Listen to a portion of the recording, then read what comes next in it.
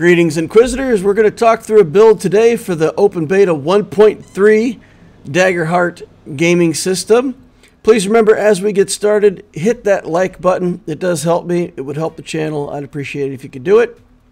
So what we're going to do, we're going to do a multi-class build today that's going to combine Bard and Seraph. We're going to try to, from the very beginning, have a character that can help out with healing, stress management, control in combat. We can tank with this character as well. We're not afraid to take a few hit points of damage.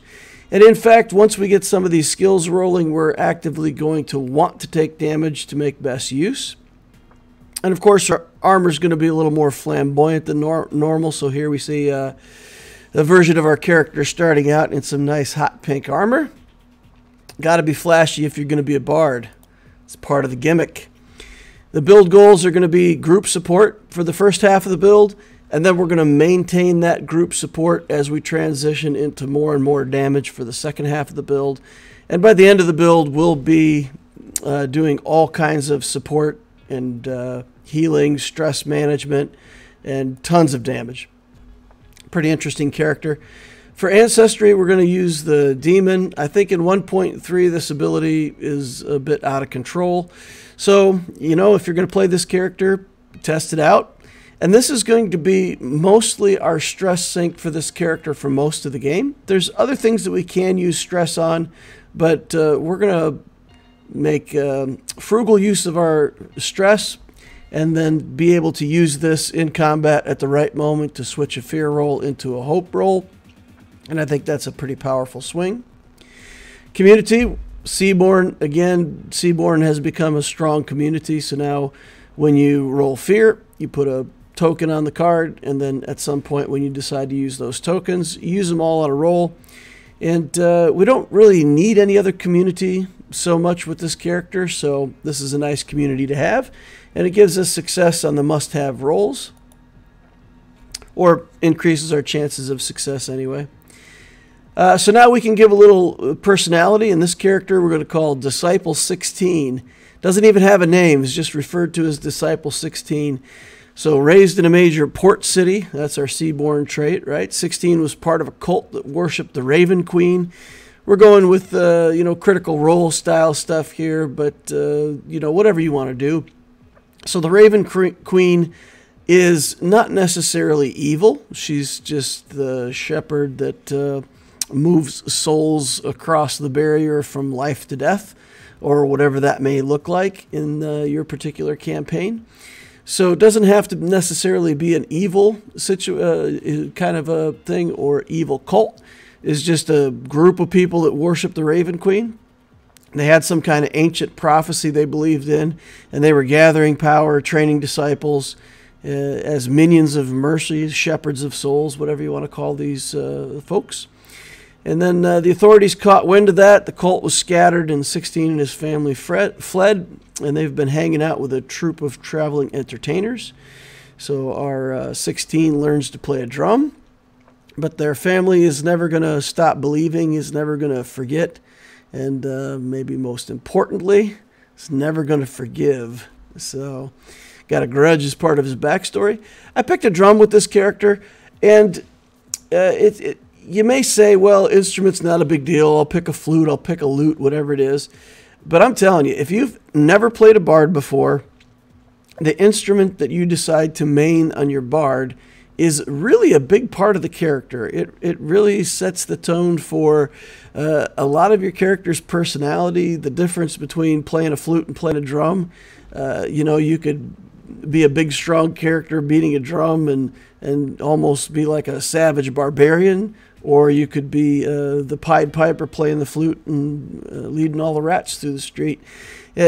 Fiddle, ukulele, just any instrument you could think of lends itself to the personality. Do not underestimate this choice. Daggerheart's meant to be a role-playing system, and your characters can easily have a lot of character. So don't underestimate this choice if you play this. Think about the instrument you want and how that goes along with the character. We're going to be a presence primary, of course, and a secondary is going to be strength. Now, we are tending to multi-class into a character that has strength as the casting stat. So just remember that your casting stat, as far as I know, is for the class. It's not your casting stat of presence for the bard doesn't roll over once you multi-class. So for a lot of characters, the secondary stat is something that's optional. You can pick whatever you like. For multi-classing builds, you really have to pay attention to what you're going to multi-class into, and you have to match your second stat to whatever the main stat is for that class. So we'll start out with a bard. The 1.3 revised rules are nice. You enter battle, and you give out this die to every character in your party. And D6 is really good. It's got a lot of trinket uses, but you can also clear D6 stress. Stress is an important resource. I think in 1.3, stress became an even more important resource. And being able to clear a D6 stress at any time is amazing. The die doesn't go away until the end of the scene or the end of the day, end of the session. I think it's end of the session. So you can do this in your first combat, and it'll last your characters all day, and they can use it whenever they feel like clearing stress. I think that's the best use for it, but it has a couple other uses as well. We're going to take the Troubadour subclass. It gives healing, hope, and you get to play these songs each long rest. So you get to give the whole party a free hope. You get to do, one of your short rests. If everybody needs a hit point of healing, you can heal everybody up a hit point as long as they get close to you. I think these are mostly out of combat things. I wouldn't want to try to do these in combat. But making an enemy vulnerable, that is a combat thing. And remember, you can sing this song and make them vulnerable. It doesn't say that it's an action and takes your action, so I think that's something that you can do in combat. If your GM rules that it's a full action to do, that's fine too, because making an enemy vulnerable could be pretty strong. And if it's not an action, then you can make them vulnerable and hit them in the same turn. That's pretty good. For stats, we're going to take presence and then +1 to strength and agility, and then -1 to knowledge. We'll dump knowledge. We'll let somebody else in the party do those kinds of things. Scepter is good for primary. You could also take a rapier if you want, but I like Scepter starting out. It gives you the ability to do a D10 in melee, which is no joke. It's as good as most single-handed melee weapons in the game, and also can do a D6 magic damage at far range. So we can take a choice to either get stuck in close or to pick off weak enemies from further away. It's pretty nice. Armor, we're going to go with full plate. We don't necessarily need agility on this character, and we'll talk about that a little more later, but I think there's reasons why full plate on this character is fine. It makes use of our armor stats. We can use a shield with this character for a lot of the campaigns, so seems good. Pick what you like for your starting inventory. And then domain cards, inspirational words. In 1.3, this card now gets tokens equal to your presence. It can be used to reduce stress, heal a hit point, or give a hope. I think it's, I kind of read it as a character other than you. But if you read it carefully, I'm not sure that you can't go ahead and do that for yourself as well. But I think it's another character. But we can give out 2 per day starting out. It's not that much, but it's relevant. And later on, of course, as our presence ramps up, we can get more and more of these tokens. Book of Ava will give early control and group damage. It has an ability to hit something in melee and knock it out to far range, which is nice. And the ability to target groups for damage. In terms of experiences, I've had some feedback, some posters who've said that they don't believe that experiences should be used in combat. And there's examples in the rules of experiences being used in combat, and in fact in the description of how to attack, or how to take the attack action. It says that you add your traits and then other relevant bonuses, including advantage or experiences. So it kind of says in the text right there that if you want to spend a hope and trigger your experience and use it in combat, that's a legitimate use of the experience system. So you can probably think of a better name. I'm a Star Wars fan, so Shatterpoint comes to mind. It's this Jedi ability like Mace Windu has, that you can see an enemy's weakness and hit directly for that weakness with unerring accuracy. Whatever it is, we need some reason to be able to say that in combat we can trigger this experience on a to-hit roll and use the associated experience as a plus to hit.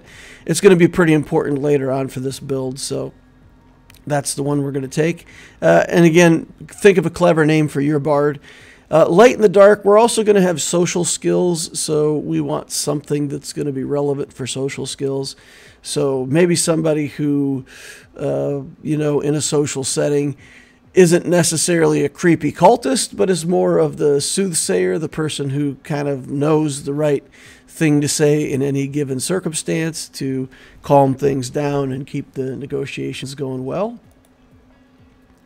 Level 1 gameplay. So as a level 1 character, yeah, it's pretty straightforward. After you wake up for the long rest or start out a session, beginning of the day, however you want to call it, you just do the hope song. Just give everybody a hope. I don't know why you wouldn't go ahead and just charge everybody up 1 hope for free. I suppose if you had a bunch of halflings in the group and they filled everybody's hope, then maybe there'd be a reason not to. But there's plenty of hope slots, so everybody probably needs some. Play a relaxing song when it makes sense. That's the one that heals a hit point. First or second combat of the day, everybody might have a damage on them, something, you know, play it when it makes sense. And the epic song if you fight a boss monster to make them vulnerable. I'd say in the first combat, go ahead and give out the rally dice. Players may not use it in that first combat, but it does say it lasts to the end of the session. So if your day is longer than your session, if you actually start out playing, you play for a while, you do a combat, you do a short rest, you do your second combat, and the GM calls it and says, you know, that's a day. It actually, you can trigger it again your next session. So if your sessions are longer than your days, it actually is an even more powerful build. I don't know many players that have sessions that go through multiple days, but if that happens, then it's less powerful. But yeah, so just remember that it's there at the start of a session, and it goes away at the end of a session. In combat, we're going to use the Book of Ava to control the battlefield, do damage to groups. The scepter is a legitimate melee weapon, and we're not afraid to get in there and stand in melee and take a hit or two. So no problem. Let's get up there and do it. And we're going to use our hope to generate the help action as often as is reasonable. So very early on in the campaign, we want to find another melee character, a warrior, a tank, somebody who likes to get up to the front lines, and we're going to make them our pal for the whole rest of the campaign. They're going to go into combat. We're going to go right in behind them, beside them. They're going to tank. We're going to tank, and kind of feed off each other and be best buddies. So that's kind of how we're going to play this character, and we'll still be able to support the other characters with healing and stress management outside of combat. But basically, we want to have a buddy somewhere in here. At the right moment in combat, we're going to use our stress. We're going to roll to hit a monster. We're going to succeed with fear. We're going to flip that to a success with hope, and mark to stress. So often with this character, in the early levels, our stress is just going to be used to keep that fear out of the GM's hands, keep hope in our hands, and then with the hope that we get, we're going to help our allies. And remember, if we help them and they roll hope, we basically take our hope and give it to them. We're using it, they're getting it back, but we can move it around to other characters who may want to fuel combat or other abilities with hope. At levels 2, 3, and 4, level 2, we're going to get another skill. Call it Escape Artist to get away from things. I don't know. We're really not going to level up too many skills, so make it what you want for roleplay. Proficiency and traits, we're going to have to level Presence and Strength every time we level up a trait. And we're going to take the Book of Sigil, and here we're looking for this Parallela. There's going to be some interesting stuff that we could do with that later. If we use it as a preparatory spell, cast it on ourselves, then our first big attack for a combat can be used in certain ways. Or if there's another character that does better damage than us in a better way, like a sorcerer that's doing damage at far range, then we could use Parallela on them. It's just sort of something that we could use for the future. If you wanted to use, I think invisibility's at, invisibility's at level 3. There's some other options, but I like it here just as an option for the future.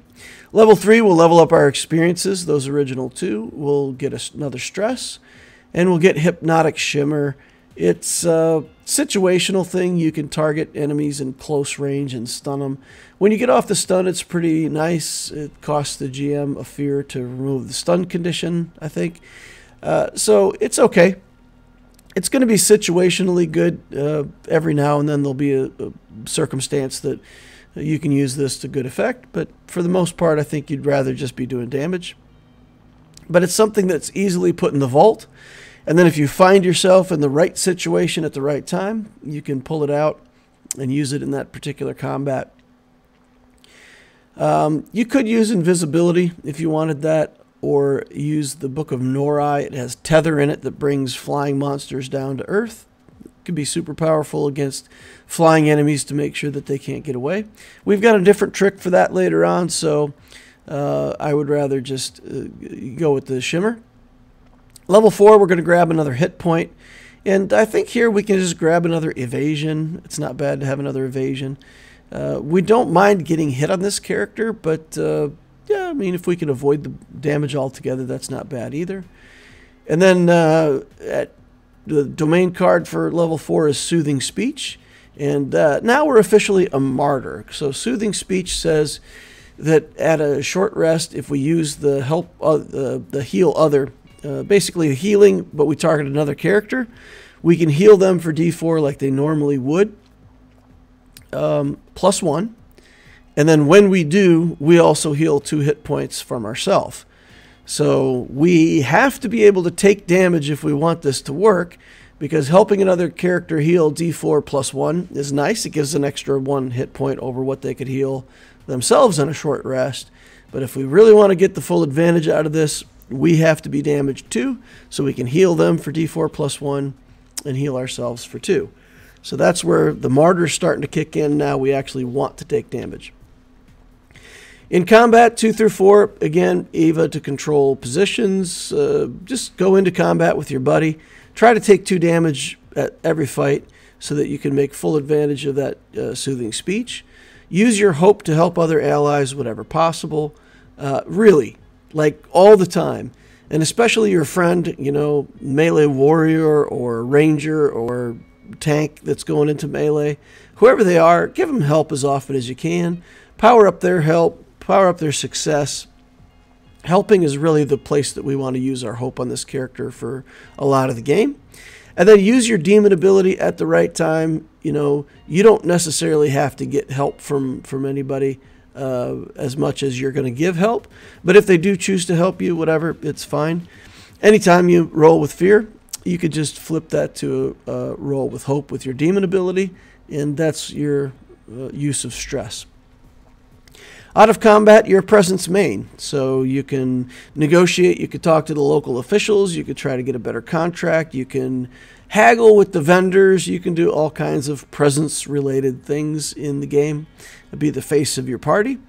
And again, don't forget your demon ability in social situations, because something that might seem meaningless, you're talking to a local sheriff or something, and talking about a job, and there's a point where you have to roll to try to convince him of something or whatever. If you fail that with fear, that could have really serious consequences if your GM is playing it that way. So even in a social setting, this demon's ability to flip that fear so that you don't fail with fear, I think could be pretty powerful. When you rest, use that ability to clear D4 +1 hit points on somebody else and 2 on yourself. And then you could take out inspirational words. It's 1 stress to pull that out. So once we start getting more abilities, and you have to put something in your vault, you can put that in your vault. It still gets tokens. If you mark a stress, take it out right before a short rest, you can use all the tokens off of it. And then as part of a rest, you can swap things back and forth between your vault without taking stress. So you can bring it out, use it, and put it back in the same rest. Or you can take it out one rest, use it up, and put it back the next rest if you get a couple rests throughout the day. There's some options there, but inspirational words will be one of the things that we can put away.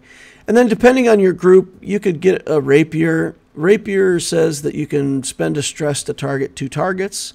It's pretty good if your party needs the damage, and you often find that there's multiple characters in melee. Remember, you and your friend are trying to tank everything. So if a lot of times you end up in combat with 2 things at once, use your rapier. There's also, I think, a cutlass that lets you have advantage if there's nothing else in melee range with you. So I think one of those weapons or the other, either use a cutlass to help you hit a single target better, or use a rapier to give yourself ability to hit multiple targets. Depends on your party, depends on your GM. You can figure it out. If you cast Parallella on yourself, one of the neat things about having a rapier targeting multiple things, you get to do a bunch of damage, and then you kind of get to assign that damage out among any characters that are in your range, however you want. It's a gimmicky thing. I don't know how good it is, but basically, you know, later in the game, if you could target 2 things, and maybe there's 5 things around you that all have low hit points, a bunch of little creatures, and you do big damage to 2 targets, do like 40 damage to 2 targets, and then instead you could say, well, I'm going to spread that out and do 16 damage to 5 targets, and do 1 hit point to each of them, and hope that it kills, you know, these characters. So again, it's kind of gimmicky. It only works on your next attack. So if you cast Parallel out of combat, you get 1 attack with it in combat. I don't think it's that good of a combo, but it's something you could play around with this build. Okay, level 5, we're going to go into our multi-class. We're going to pick another skill. We can do whatever. One with darkness, maybe it helps you hide. Pick something for role-playing. Then we're going to multi-class into Seraph, and we're going to take Winged Sentinel. The Divine Wielder is legitimate, and I can see an entire build around Divine Wielder. Again, it extends your range on your melee weapon. Targeting multiple targets becomes easier. You can add a stress to target more things with the ability. So if you want to go just tons of damage, you can do the Divine Wielder. But I think the Winged Sentinel fits this build better because it's going to give us wings, allow us to use a hope to gain flight, and carry around one of our allies. And I think that's pretty good. Again, we got one buddy that we want to go everywhere with, and now if there's a flying enemy, we can just fly up to the enemy with our buddy, and life is pretty good. Multi-classing is so good now that normally at 5th level, I would always want to take traits and proficiency as soon as I level up. But I think in this case, you get so much out of Seraph that it's good enough that you want to go right at level 5 and start bringing those abilities into your build. That also allows us to start taking Splendor. We're going to pick Splendor as the extra domain, and we're going to grab Second Wind. And this is interesting. If you succeed with Hope, you can clear 3 stress and also 3 stress from an ally. So even if you had to use your Daemon ability here, your Demon ability causes 2 stress. So let's say you succeeded with Fear, but you really wanted to trigger this to help your friend. You could use your Demon ability, switch it to Hope, trigger the thing, remove the stress that you just got, plus 1 more, remove 3 stress from your ally. It's really good. Second Wind, I feel like, is a really strong thing, so we want to grab that right here at level 5. Level 6, we're going to take the proficiency and traits, and again, presence and strength every time we do that. And we're going to take Never Upstaged, and this is going to level up our Martyr ability now. We're going to be Martyr level 2. And now, before we wanted to take damage sometimes to have the ability to use soothing words on a short rest. Now we're going to take that damage, and when we take it, it's going to charge up, never upstaged. And then on a future attack, we can use those tokens to increase our proficiency for that attack by however many tokens we have on never upstaged. Pretty good, pretty good. So now we're taking damage, and we're liking it. All right, level 7 proficiency, and I think a stress, another stress point here. No, I'm sorry, experiences. We haven't leveled up our experiences on this tier yet, so that's what's supposed to go there. Level up proficiency and experiences. And we'll take Healing Hands. Healing Hands, I think, is not really that good, but it does allow us to make out-of-combat rolls that the GM sort of can't argue with. So let's say you wanted to charge up some hope between combats and you're going to take a short rest. You could put Healing Hands into your loadout. You could mark a stress, heal 2 hit points off of somebody, and make a roll and hopefully get some hope. So you could be charging up your hope, and then the stress that you added, you just take away during the short rest. If you're already stressed out going into the short rest, you probably really don't have room to add more stress with this. So it's situationally useful, but I think it's okay. You could take the what is it, the level 7 ability that man, I'm not Splendor. I keep wanting to say Splendor. What is the domain for Grace? Grace is the domain. So you might want to take Grace Touched. It's decent, but I like the Healing Hands situationally. All right, so now Seraph Multiclass. The Raven Queen dice that we get are based on our strength, and at this point we should have 3 strength in this tier. So that'll get us 3 d4 dice that we can roll, and we can exchange those for hope or use them as a plus on a must-win roll. It gives us like 7 or 8 hope on average. It's a really big bank of hope. You know, you can give it to others. You can use help actions, and so let's say you're using help and giving hope to other characters by helping them roll hope on their rolls, keeping the fear away from the GM, and then you use these dice for yourself to recharge your own hope bank, or if somebody has a big skill that they want to use with a lot of hope, you could give them the hope. So these extra dice, again, now we're a healer, we're a hope supply, we're a stress relief, and it's all coming together, right? We're also a taxi, right? We can also get flying. We get extra damage while we're flying, and we can carry somebody around with us. So pretty potent. And also Divine Wielder is legit. If you want to take Divine Wielder, then you should have taken Book of Norai back at level 3 to tether things to the ground. So again, I could see this build going either way. Knuckle Claws become real interesting for this build. So Knuckle Claws, you hold them in your offhand. It's a secondary weapon, and it's the only weapon that I've seen that has this doubled up feature. When you make an attack with your primary weapon, you also apply that roll to another enemy in range. So if you have 2 enemies in range, you can hit them. If you have a rapier and you have 3 enemies in range, you can hit 2 targets with the rapier and a 3rd one with the Knuckle Claws. It's an interesting way to make lots of attacks. All of these say another, so I feel like, at least in my opinion, if you're targeting 2 characters with the rapier, you would really have to target a 3rd character with the knuckles, because it doesn't say target 1 and then target another. And then when it says target another, I feel like that really has to target something that you haven't already targeted. So maybe the Knuckle Claws work better with the Cutlass type weapon, where you can, you know, if you're only in combat with 1 character, you're getting the advantage. If you're in combat with 2 characters, then you get double attacks with the Knuckle Claws. So it's kind of a no-lose situation for you at that point. But this is a very interesting weapon to be hauling around, especially with the damage that we're going to be doing later on. Never Upstaged is going to be able to convert our damage into more proficiency. So we go in with our buddy, we take damage, get charged up for extra proficiencies. Flying gives extra damage. And then we try to get multiple targets in range and unload on them with a big hit. If we've rolled any fear, then Seaborn will have some bonuses for us as well. And then if we pick Divine Wielder, then we even have potential to have a third hit from the Divine Wielder, and we get better range.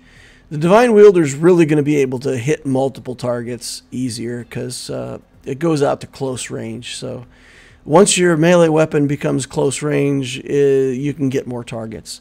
But again, you don't get the flying. So here's how it can look, right? You activate Fly, you carry a friend up. You've got 4 proficiency already, so with a rapier, you could have 4d8, 1d8 from flying, maybe 2d8 from never upstaged. So you could be doing 36 damage to multiple targets. That's good for 2 hit points, sometimes even 3 hit points on tier 2 enemies. And we have that second wind to clear stress. We've got the original songs from Bard. We've got the rally die. We've got soothing words, all that stuff. So we've got tons of things that we can do. Out of combat, we've still got all of our presence skills. We're still the face of the party. We've got an experience that we've been leveling up that goes along with that we can use. We've got inspirational words to use at rest. And we've got presence. At this point, I think you would want to try to get a presence relic to try to max out. You have enough things that rely on presence that getting just a +1 relic for the presence is pretty good. And I think at level 5 to 7 you should be able to get that relic. So being a martyr, take damage, charge up our own damage, charge up the soothing words on arrest. It's all good. All right, and then 8, 9, and 10, this is where we really go Nova. So level 8, we get another experience. Pick whatever you want. I picked Nevermore, Raven Queen. Raven says Nevermore. I don't know. Whatever you want for role-playing. We're also going to take proficiency and traits here like we always would want to. And then I suggest Haven. There's other things that you could take here that are just fine. But I like Haven. Haven's nice. You just set up a place for your party to rest. You get 3 actions during the rest, so you can clear your armor, clear your stress, clear your hit points, get ready for the next day. If that's not needed, you can get some hope, whatever. So it's nice. The Haven is nice. If you've ever played a long D&D campaign, man, there are just times where you need a long rest and you just can't get anywhere safe. And if you don't have some kind of gimmick, it's really hard. It's hard to justify taking a rest.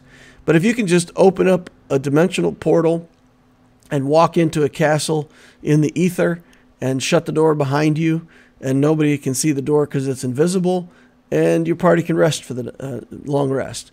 It's really a game saver. So if you're the utility character, you want to be the healer, you want to be support, it seems like the best thing to do. If you've got a wizard in your party who might already take this, then you don't need it. I think you only need 1 for the group. But, work that out with your party. Level 9, we're going to grab our last proficiency. And we're going to get a subclass in Troubadour to help us out a little more. Then when people get the rally dice, they get more effects out of it. I think gain a hope, clear stress. So maybe we don't want to do that in the first combat anymore. Maybe we want to start doing that later. And at level 9, we're going to get Smite. And now we're a level 3 Martyr. We've leveled up again. The martyrdom here is going crazy. Remember, we first started being a martyr when we got the soothing words, and then we upgraded that with Never Upstaged. We upgraded it now again with Smite, and yeah, it's getting pretty awesome. Level 10, we're going to grab final level up to our experiences. We're going to grab another stress, and we're going to take Master of the Craft. And here's where Martyr is fully achieved, because now we're going to level up the experiences again, and with Martyr, we're going to be able to add a +4 to our shatter point, or whatever you called your combat experience, and that's going to take our combat experience up to a full +9 with this experience level up plus Master of the Craft. So pretty amazing. And now let's take a look at what our character does in this final tier. Primary role, we're every role. We're the healer, we're support, we can control the battlefield, we can grab an ally and carry them around the battlefield in flight. We can dish out tons of damage, so that's good. We can tank, we want to tank, we want hit points of damage done to us so that we can do even more damage. So yeah, it's we're not the rogue. I guess it's not every role. We're not playing a rogue. So the damage at this level, 6d8 plus 9 if you have a rapier, 6d10 if you have the cutlass, I think. So 36 damage is enough for 2 hit points on a lot of targets. Tier 2 enemies, severe is 25 to 70, so we're in that range to get 2 hit points. We're not going to get 3 hit points with this much, but just on a basic hit, just walking up, swinging our sword, it's still good enough damage to be justify taking a turn, right? But now let's take a look. When we really want to go crazy, let's say we walk into combat, we've got a bunch of things around us, we can target 2 things with a rapier, 1 with the knuckle claws, we can trigger Seaborn, whatever pluses we have on Seaborn, we can trigger our Shatter Point with a hope for +9 to hit. Maybe an ally is willing to help, maybe we can sing to make an enemy vulnerable. But these to hit rolls are crazy. Triggering the experience for Shatterpoint and just rolling that with the stats that we have, we're averaging like a 28 to hit. So these endgame monsters with their 25 difficulties are now, I won't say guaranteed, but not too hard for us to hit. And let's say we soaked a couple damage. I'm not going to get unreasonable with this. Let's just say there was 2 damage at some point during the game. That we've got 2 tokens on Never Upstaged. Smite says double your proficiency. So we had 6 proficiency. We had 2 for Never Upstaged. We double that. It goes from 8 to 16. We get 1d8 from flying. So just with that, without other things, a smite and flying with a couple points of Never Upstaged, we're doing 86 damage on a hit. Now remember, we can target multiple targets, so potentially we can do that 86 damage to 3 different targets. It's 3 hit points on anything in the game. I don't see anything with over 86 damage on the severe threshold. So when we drop this smite in a boss fight, it's 3 hit points of damage. If we drop it in a fight with 3 elites, we can sometimes get 2, maybe even 3 targets in range. I think I like on this particular build, I like the cutlass and the knuckles.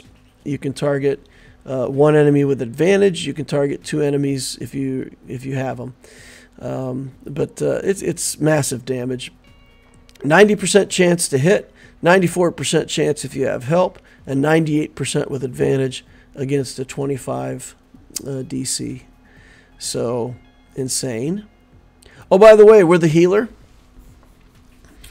So the loadout at this point is Soothing Speech, Never Upstaged, Haven, Smite, Second Wind, and you've got the inspirational words and healing hands that you can swap in when you need to.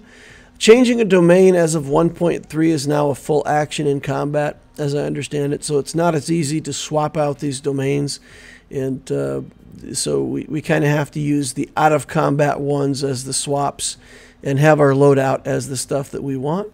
Haven is 3 stress to swap out, so there's no guarantee that when you need a long rest for the day that you've got 3 stress to spend to get that out of your vault. So I feel like that needs to just stay in our loadout. Alternately, you can have something else in your loadout, and when you take your last short rest for the day, you can pull out the Haven, and then it's there for your long rest. So there's some flexibility there.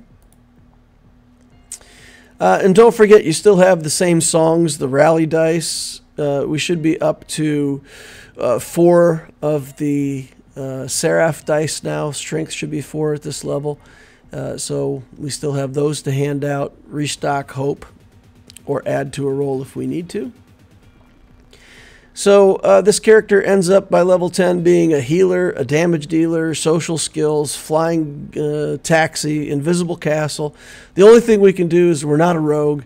And unfortunately, if we wanted to be a rogue, we really can't take finesse because we do have to dual main in presence and strength. But yeah. So I guess we don't have knowledge either, so we need to add a rogue and a wizard somewhere in here, and a tank to walk with us to the front line. The massive smite drops are not going to be every hit, right? So it takes 3 hope to trigger smite, takes another hope to trigger your experience, maybe takes stress if you want to succeed with hope on that particular roll. So it's expensive to do. It's going to cost you like 4 hope and potentially 1 stress to target multiple targets. But, you know, being able to drop that bomb, you know, right at the start of combat, there's even some higher level monsters that only have like 5 hit points. And if you have a couple of those in a fight, man, this is brutal. So your healer can run in, do all that damage, and then you can just sit back for the rest of the combat using help and normal attacks and healing people if you need to. There's plenty of ways to heal and remove stress, particularly out of combat. The rally dice is nice. Flying is good.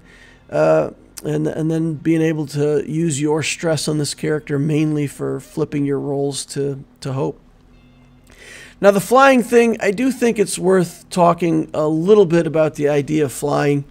I said this in my 1.3 update video, but we don't really know. I don't have a good definition of what flying does. I've looked through the rules several times. If you guys know somewhere where I can see what flying does, tell me where to look it up in the rule book, because I'd be very interested in knowing. As far as I can tell, flying just makes you flying. It doesn't specifically say what advantage that gives you. Personally, I think it means that if you're moving across the battlefield more than just your close distance, like let's say you want to take your turn to move, normally you have to make an agility roll to get across the battlefield. I think if you're flying, you just don't have to make the agility roll because you just fly over everything. Also, I mean, if a dragon is flying and you are also flying, then you don't have to worry about the role-playing aspects of whether or not you can catch up to it. You can just grab your buddy by the scruff of his armor, carry him up there, and you guys can fly around with the dragon together, however you want to do it. So flight seems like it could be very powerful, but it's really not defined what it does. Anyway, let me know in the comments below what you guys think flying does and whether or not it's that good. And if it turns out that the mechanics for flying are defined and they're bad, then, you know, do the Divine Wielder version of this and just stick to the more damage and you'll be fine. I like the idea. I like the idea of this character. Go into combat, take damage, turn that around into bigger hits. And then at a rest, you can use your own healing to help other people plus yourself. So I like it. It's self-sacrifice for the good of the party. It feels like a pretty interesting character to play. Tons of flavor. Pick your instrument wisely and have a whole bunch of fun with it. All right, that's going to wrap up the Martyr video for the Open Beta 1.3 playtest system for Daggerheart. Please remember to hit that like button on the way out if you didn't hit it on the way in. Thank you all for watching, and we'll see you in the next one.